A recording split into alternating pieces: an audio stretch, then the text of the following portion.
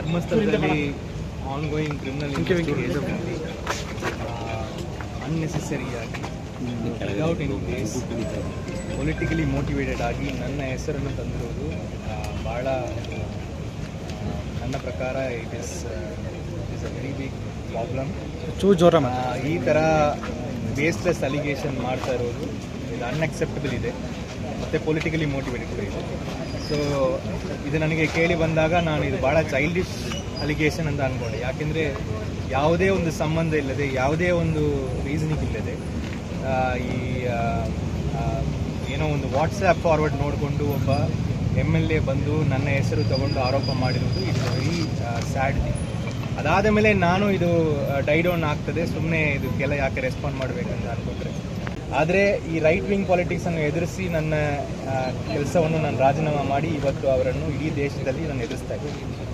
ಇದನ್ನು ಮನಸ್ಸಲ್ಲಿ ಇಟ್ಟುಕೊಂಡು ಪೊಲಿಟಿಕಲಿ ಮೋಟಿವೇಟ್ ಆಗಿ ಇದರಲ್ಲಿ ನನ್ನ ಹೆಸರನ್ನು ಇನ್ವಾಲ್ವ್ ಮಾಡೋದು ಭಾಳ ಕಂಡಮ್ನಬಲ್.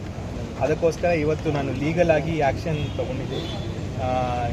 ಗಂಗಾವತಿ MLA ಜನಾರ್ದನ್ ರೆಡ್ಡಿ ಅವರು ಯಾರು ನನ್ನ ಹೆಸರನ್ನು ತಗೊಂಡಿರೋರು ಅವರ ಮೇಲೆ ನಾನು ಈಗ ಕ್ರಿಮಿನಲ್ ಡಿಫಮೇಷನನ್ನು ಫೈಲ್ ಮಾಡಿದ್ದೀನಿ.